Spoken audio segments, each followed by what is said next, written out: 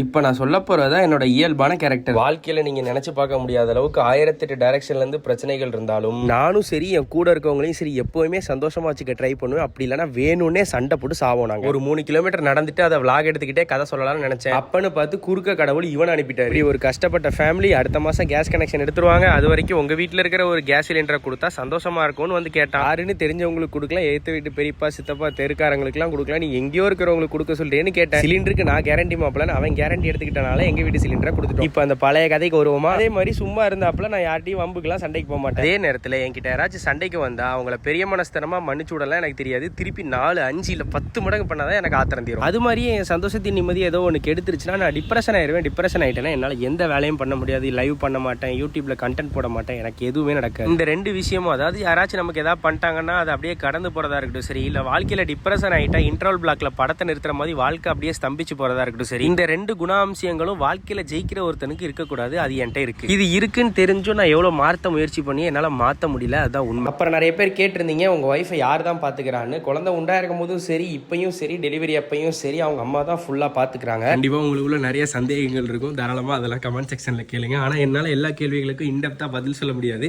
நான் ஒன்றும் நாட்டுக்கு ரொம்ப பயனுள்ள ஒரு யூடியூப் சேனலும் வச்சில்ல, என் வீட்டுக்கு பயனுள்ள வியூஸ் எடுத்து சம்பாதிக்கிற ஒரு யூடியூப் சேனல் தான் நடத்துறேன். அதனால ரொம்ப இன்டெப்தா என்னால் பதில் சொல்ல முடியாது. தொட்டும் தொடாமல் பட்டும் போடாமல் பதில் சொல்லுவேன்.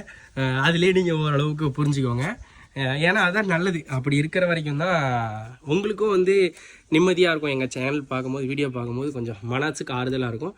எங்களுக்கும் வீடியோ போடும்போது நல்லாயிருக்கும். எல்லா பிரச்சனைகளையும் யூடியூப்பில் சொல்லிகிட்டே இருந்தோம் அப்படின்னா நல்லா இருக்காது. ஆனால் நான் பிரச்சனைன்னு புலம்ப தான் செய்வேன்.